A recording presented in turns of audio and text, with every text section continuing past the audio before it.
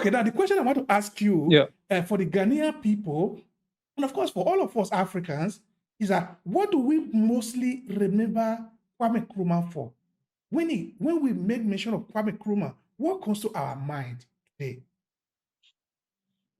I think people remember in Ghana, a lot of people remember Nkrumah for the struggle for independence, having led that struggle and having achieved that independence.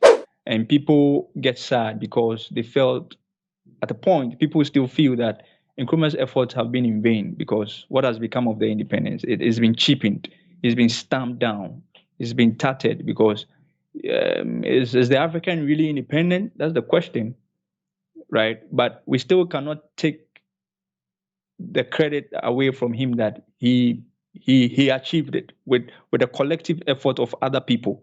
I mean, not singly, but he led it, he inspired it, right? So people remember him for that, right? That Nkrumah was the one who sparked it, and also people remember him for great developmental projects in Ghana, because now when you come to Ghana, when it's about roads, it's about housing, it's about under drain construction and all that.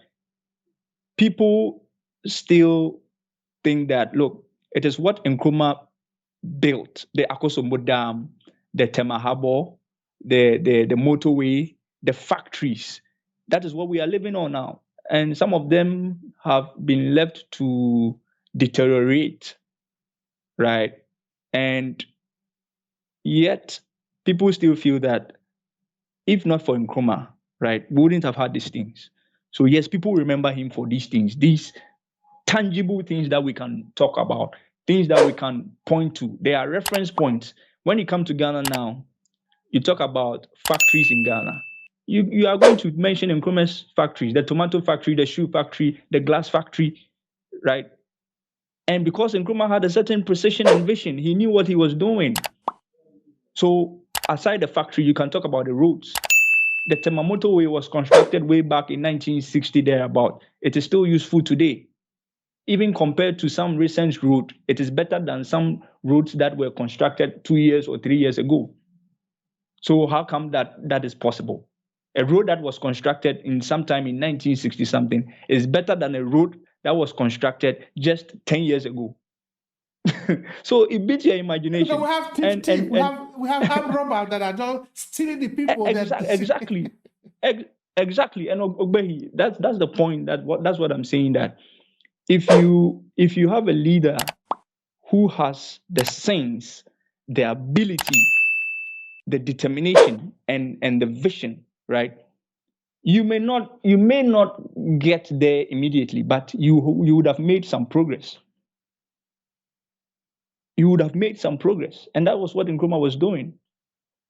Yeah, we will get there. We will get there. Like I always tell my Nigeria people, I believe in Nigeria, so I believe in Africa, so I believe in Ghana too. Mm-hmm. So I really want to appreciate the time that you have spent here explaining this important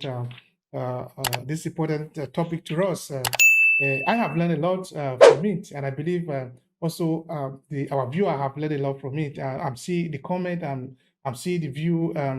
Yeah, it is true that we have learned a lot from what you have taught us today. And of course, we are open to more conversation about our hero because we need to learn about them. It's very important that we continue to talk about them because they are the ones that have shaped the future that we enjoy today. So it is very important that we continue to talk and reflect about them because there are even some historians that have dedicated some of their time to study this. There are some of the things that you make mention of that they might not have thought of. Because we cannot know everything, That is why we continue to reflect, we continue to talk. Because so that by the time we talk, some of the things that I might not have even thought of, it can come to my imagination. Then I know more than I know before. So I really thank you so much, Isaac. Now, to conclude this podcast today, I want you to tell me what will be your final reflection? Maybe let's say this is the only part that the people see in this podcast. They will still get the message. It can be a kind of a personal message of yours. It can be anything at all. I don't know. Leave us with something for people to reflect upon. Is the last question. Please go. All right. Thank you, Obehi, for this opportunity. Having worked on researching on the life of Nkrumah for a while now, I've come to have a certain thinking. And the thinking is that, first of all, let's ask ourselves, what do we want as Africans? What do we really want? Are we sure about what we want? Now, if we get to know what we want, then the next question is that how do we get what we want? And what are going to be the challenges? What are the things we need to compromise to get what we want? Right? These are the things that I begin to think about.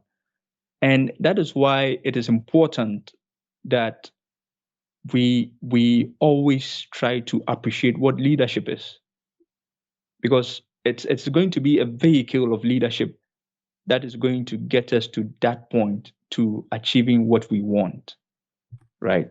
And that is why you can refer to Kwame Nkrumah, because he knew what he wanted and he knew how he needed to get what he wanted. Now he's dead and gone, right? Now we are living, it is our contemporary now. And I think that as young Africans especially, we need to begin to collaborate. And for me, after this podcast, if there's any young African out there, there's any young person, African, whether old or young, who is listening to this podcast, who would want to come on board for us to do this Nkrumah project in terms of financing, in terms of helping in whichever way, it is welcomed. Because I still believe that until Africa unites, and this is how we can chop the dream of unity into pieces and begin to work on it. Because it's like, Obehi, you want to consume an elephant. It is so big and huge to consume at a go. So you need to chop the elephant into pieces and consume it little by little. And that is how the Africa Must Unite dream is. It is a very humongous dream. But then we need to begin to chop that dream into pieces. Let's take it one by one. In which forms can we unite? We can an African group or African group of Africans can unite to do a movie on Nkrumah. So you could have young Africans who are in Ghana teaming up with, say, young Africans who have shown interest in doing a movie on Nkrumah from maybe Botswana, Nigeria, or let's say in Burkina Faso. They should come together and we should get in touch and let us collaborate to do this for Africa. And that is what I want every person listening to this to take away, that, look, it is not for your success alone. It is not for my success alone. It should be for the success of all of us. Because if we are able to achieve it for all of us, everybody will benefit. It is only when other people try to do it for themselves alone that other people don't benefit.